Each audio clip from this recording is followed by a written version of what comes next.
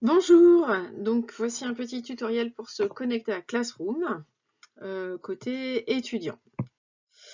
Alors d'abord, vous allez ouvrir un navigateur, ça dépend ce que vous avez sur votre ordinateur, soit Mozilla Firefox, Internet Explorer ou Chrome par exemple. Et puis dans la barre d'adresse qui se trouve ici, vous allez taper l'adresse www.classroom.google.com.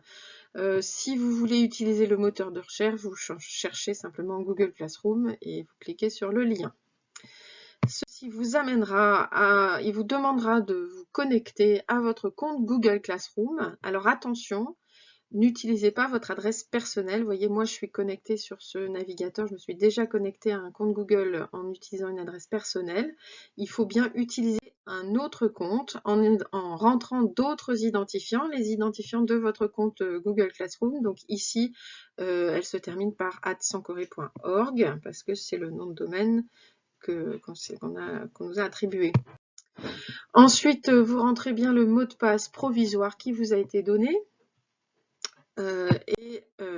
Ça vous demande de lire un message, donc lisez-le bien attentivement. C'est un certain nombre d'informations qui sont sur l'utilisation de vos données personnelles.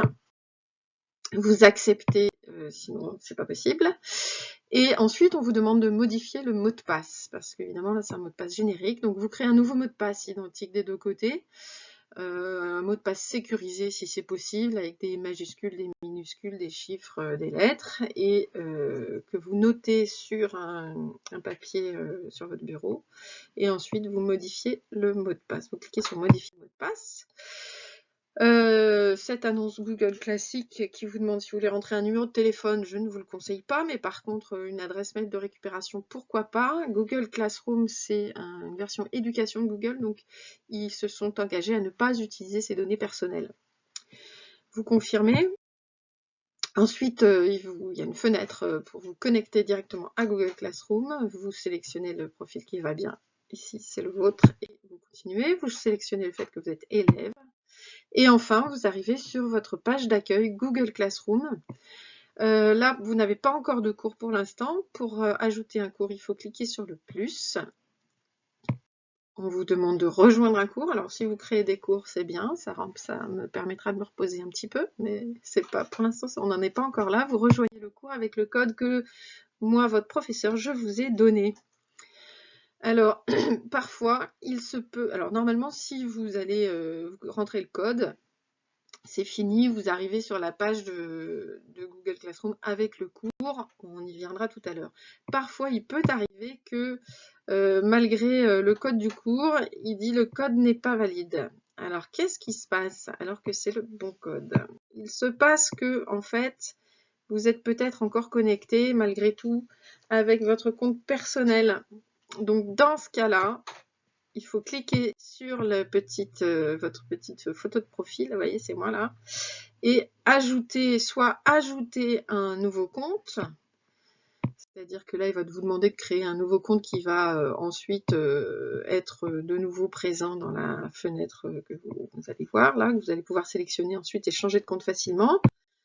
Oups, il faut que je revienne en arrière et je ne peux pas revenir en arrière. Soit cliquer en bas sur la fenêtre d'en bas sur changer de compte et donc utiliser un autre compte. Dans ce cas-là, vous rentrez vos identifiants sans corée, bien sûr. Et là, vous arrivez sur votre interface Classroom avec la même que tout à l'heure, sauf qu'il y a un petit carré qui s'est rajouté avec votre cours. Vous pouvez cliquer dessus et puis voilà, vous arrivez au cours, la page de cours, sur laquelle vous avez des flux, c'est les informations que je transmets, mais que vous pouvez aussi transmettre à votre classe, les travaux et les devoirs, et puis les personnes qui participent au cours. Et ici, dans la partie gauche, vous avez les devoirs à rendre. Donc, vous pouvez cliquer dessus, ou pour les devoirs à rendre, vous pouvez aussi cliquer sur travaux et devoirs. Et si vous cliquez par contre sur le petit truc à droite, là, les petits points, vous avez toutes les applications de Google qui sont vos applications Google à l'intérieur. Étudiant, c'est votre compte étudiant, donc ça, vous ne mélangez pas avec votre compte privé, c'est l'avantage. Vous pouvez travailler avec vos camarades, etc. etc. Vous pouvez faire défiler, il y en a plein, plein, plein, plein. Quand vous cliquez sur devoir à rendre, et bien là, vous accédez à, j'ai pris un devoir au hasard, et vous pouvez ajouter ou créer un devoir. Et là, vous pouvez utiliser un lien Google Drive ou un fichier ou un lien externe, comme vous voulez. Et puis sinon, vous pouvez créer directement un document. Et là, ce sera depuis votre Drive et ça arrivera comme devoir à rendre dans le casier de votre professeur en quelque sorte.